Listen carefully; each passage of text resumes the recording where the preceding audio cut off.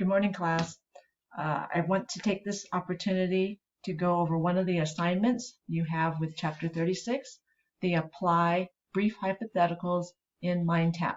We'll look at a handful of questions, and this will be a way also for us to review some of the concepts from Chapter 36. So let's start with number 3. I'll read it and pause and then go over the answer with you. And we'll do numbers 3, numbers 4, number 7, 10, and then 14. All right, so number 3. Marcia is a sole proprietor of a small quilting shop. She has considered changing her business structure, but she cannot find an alternative structure that would give her the main advantage she enjoys as a sole owner. The major advantage is that she, as a sole proprietor, receives all the profits. Letter D. You'll notice the previous 3 answers is taxed as a corporation, receives dividends, assumes very limited risk. These do not really apply to what we have learned about sole proprietorships. All right, so the major advantage of a sole proprietorship is that of this list is that Marcia receives all the profits. All right, let's look at number 4. Rubina convinced Mariah to start a business with her in a partnership rather than a sole proprietorship. The disadvantage of a sole proprietorship that Rubina wants to avoid is letter A, bearing the burden of all losses and liabilities, B, undertaking limited liabilities, C, receiving the profits, or D, being taxed as a limited liability company. All right, take a moment. Which of these 4 is the disadvantage of a sole proprietorship that Rubina would avoid by becoming a member of a partnership? And if you chose letter A here, bearing the burden of all losses and liabilities, you are correct. As we learned, partnership, of course, you have someone to share the burdens with you. All right, let's move on and look at number 7. Right, in number 7, it reads, Madeline very much wants to be a franchise of Burger Barn, a popular chain-style business operation. Burger Barn shows Madeline the franchise contract, which includes the requirement that all franchisees obtain materials and supplies exclusively from Burger Barn. Madeline objects to this provision.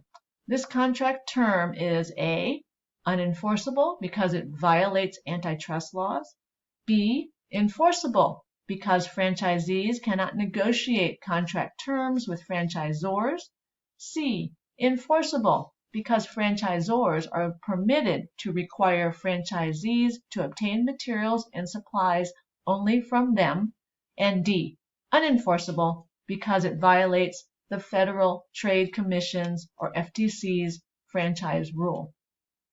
All right, so thinking about what we learned regarding franchises, we learned that the contract governs the relationship, and so it is possible for the franchisor to require the franchisee, in this case Madeline, to buy her materials and supplies only from the franchisor, in this case Burger Barn.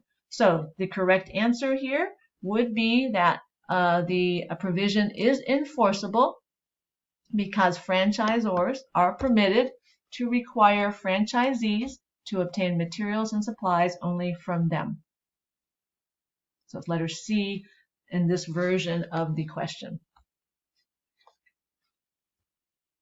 All right, let's take a look at number 9.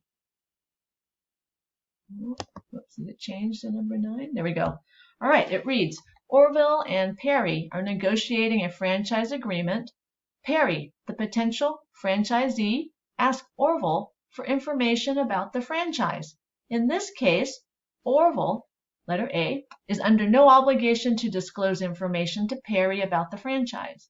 B, is required to disclose certain material facts that a prospective franchisee needs in order to make an informed decision concerning the purchase of a franchise.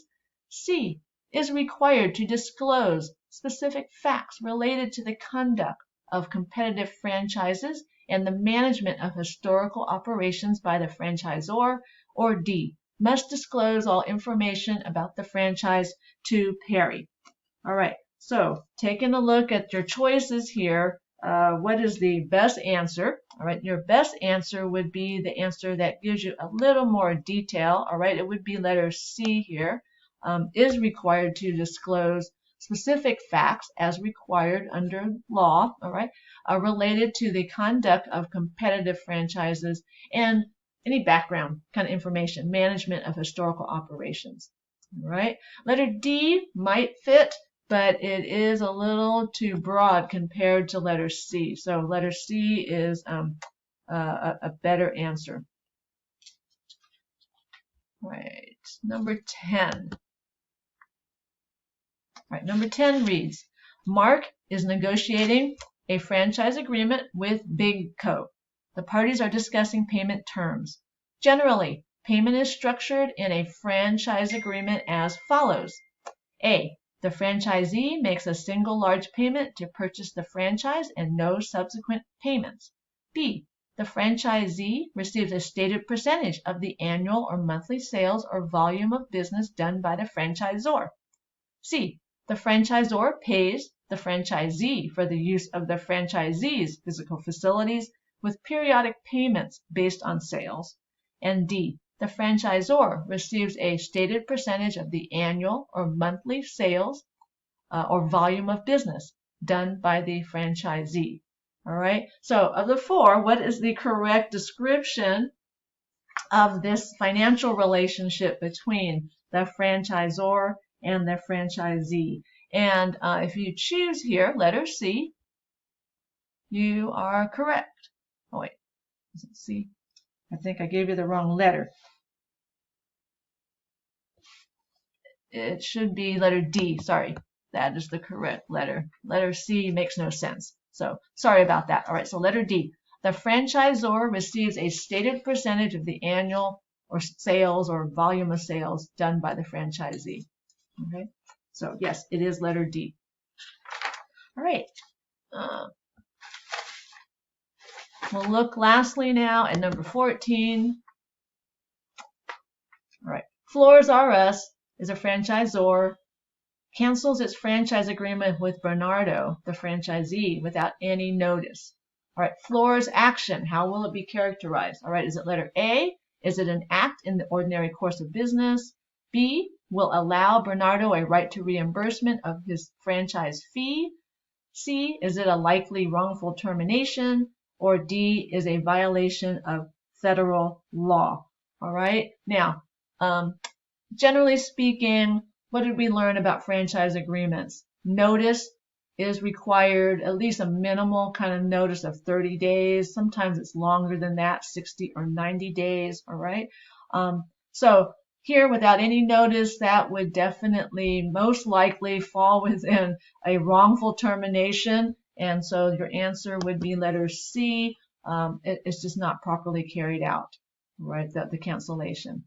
All right, so that will kind of finish what I wanted to go over here, give you a little handle on the apply brief hypothetical assignment. Please remember the deadline and get it done before it passes. And I will see you when we get started on the next chapter.